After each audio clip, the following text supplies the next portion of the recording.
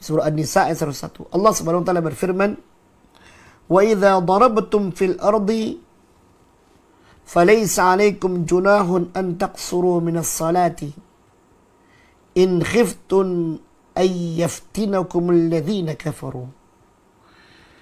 Bila kalian melaksanakan perjalanan di muka bumi, safar maksudnya, maka tidak mengapa kalian untuk mengqasar salat. Bila kalian takut orang-orang kafir itu menimpakan madarat kepada kalian semuanya. Lihat kembali redaksi ayat ini. Ayat ini diantara ayat yang membolehkan seorang muslim dalam perjalanan untuk mengqasar. Makanya para ulama al-aslu fi safari al-qasru. Hukum asal safar itu qasar.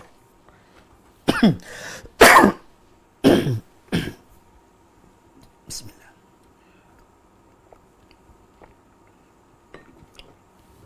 Ya. Hukum asal safar itu adalah qasar. Maka seorang yang mengadakan perjalanan jauh, dia mengqasar. Tetapi anehnya ayat ini ada satu ungkapan syarat. Kata Allah, "In khiftum an yaftinakumul ladzina kafaru." Kalau kalian takut orang kafir itu menyerang kalian. Lah, para sahabat memahami ayat ini, qasar itu kalau safar dalam keadaan takut. Jadi qasar itu dalam safar itu kalau ada ancaman. Ya. Keadaan genting, tidak aman, ya. Negara dalam keadaan kacau, atau perjalanan ini dalam keadaan yang penuh dengan bahaya yang mengintai. Kalau gitu sholatnya qasar. Ini yang dipahami oleh para sahabat. Tapi apa yang terjadi? Sebagian sahabat akhirnya bertanya kepada Rasulullah SAW. Ya Rasulullah, ma baluna naqsir as-salah wa qad aminna. Ya Rasulullah, dahulu iya, keadaan sangat kacau. Sekarang ngapain kita mengqasar salat? Wong keadaan sudah aman kok.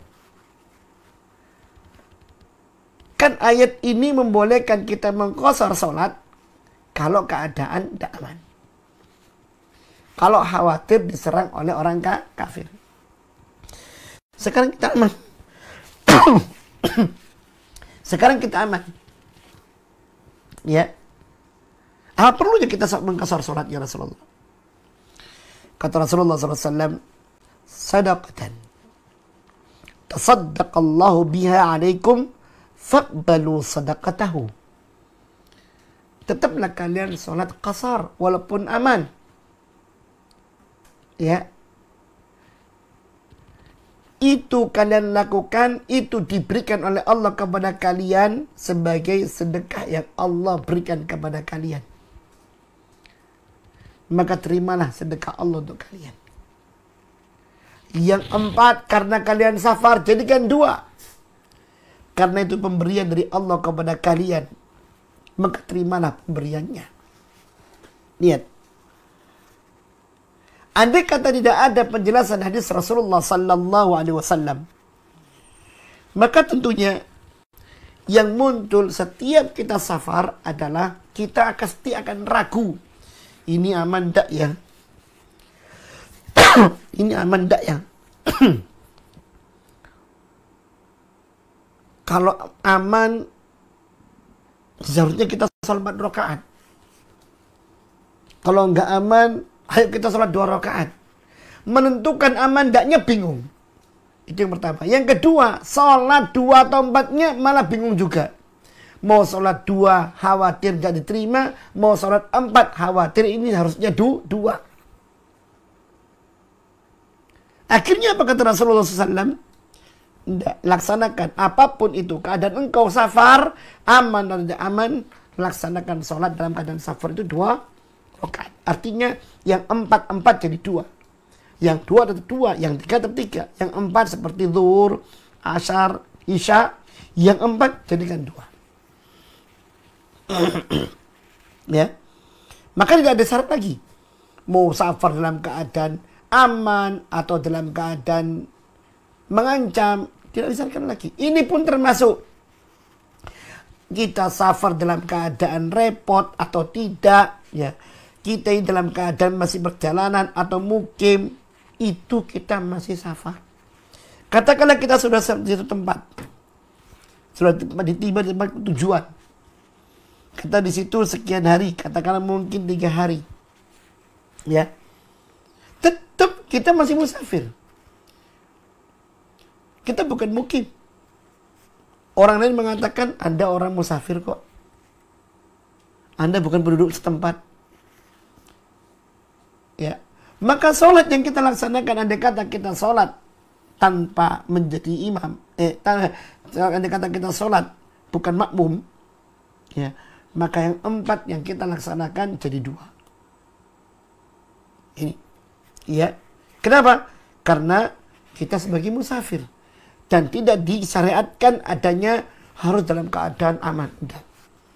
Ini pemberian Allah. Allah senang pemberiannya diambil.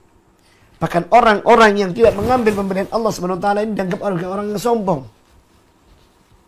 Ya, dianggap sebagai orang yang sombong. Kalau seandainya Allah menganjurkan kita untuk berderma, Allah paling tahu bagaimana mendermakan sesuatu. Allah menyuruh kita untuk memberi, Allah paling tahu apa yang diberikan oleh Allah untuk kita. Ya. Rasulullah mengatakan, as-safaru qit'atu bil azab. Safar itu bagian dari azab. Sebaik-baik, sebagus-bagus fasilitas yang dimiliki oleh orang yang melakukan safar, tetap dia sebagai orang yang merasakan susah di dalam perjalanannya. Walaupun fasilitasnya VVIP. Walaupun berbagai unsur menunjangnya, tetap as-safaru qit'atu min azab. Safar itu bagian dari azab. Artinya pasti ada masyaqqah.